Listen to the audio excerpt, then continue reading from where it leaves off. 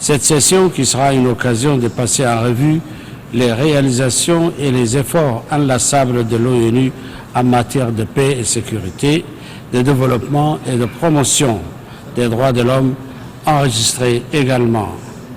l'engagement renouvelé des États membres en faveur d'un monde plus sûr, plus juste et mieux préservé pour les générations futures. L'agenda de développement que nous venons d'adopter, intitulé « Transformer notre monde », le programme de 2030 pour le développement durable, comprend 17 objectifs de développement durable, assortis de 69 cibles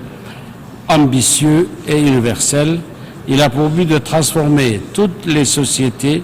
en les arrimant au développement durable. Et cela par l'éradication de la pauvreté et la faim, la lutte contre les inégalités, la garantie de l'autonomisation des femmes et des filles en ne laissant personne pour compte, par le renforcement du développement économique durable avec la transformation et la promotion d'un mode de consommation et de production durable, par la protection de notre planète en combattant les changements climatiques et enfin par l'établissement d'institutions efficaces, comptables et inclusives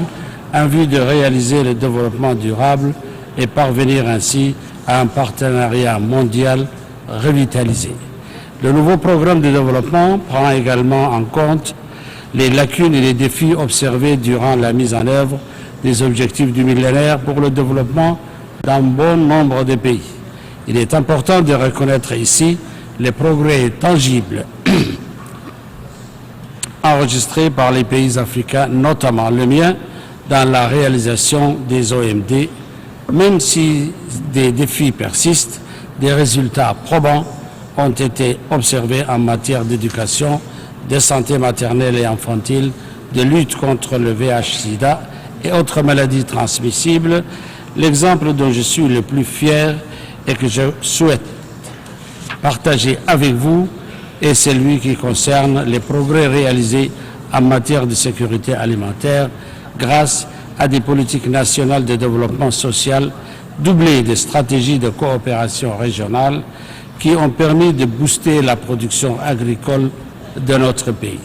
Cela nous a en effet permis de réduire de moitié l'extrême pauvreté et la faim ainsi que la mortalité infantile.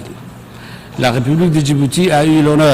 l'insigne honneur de figurer parmi les pays récompensés par le FAO en juin 2015 pour avoir atteint ce double objectif du millénaire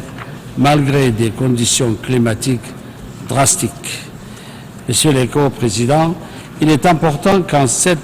année charnière pour le développement durable, les défis et les déficits qui ont ralenti la réalisation des EMD soient dûment évités et corrigés. Les moyens financiers mobilisés aussi bien au niveau national qu'à travers la coopération internationale seront déterminants pour la mise en œuvre des objectifs de développement durable. L'aide publique au développement est cruciale pour les pays les moins avancés et il est impératif que les engagements pris à leur égard par les partenaires au développement soient enfin honorés. Je tiens à souligner que dans la mise en œuvre du programme de 2030, dont le leitmotiv est « Leave no one behind », il est important que les priorités nationales en matière de développement durable, les lois et les spécificités sociales, culturelles, morales et religieuses de chaque État, de chaque société, soient au cœur de cet agenda universel et inclusif, basé sur les droits de l'homme universellement reconnus. Je voudrais conclure en réaffirmant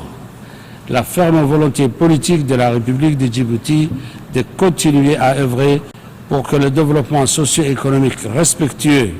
de l'environnement tel que décrit dans l'agenda 2030 soit le chemin résolument poursuivi pour les prochaines années ainsi que les prochaines générations.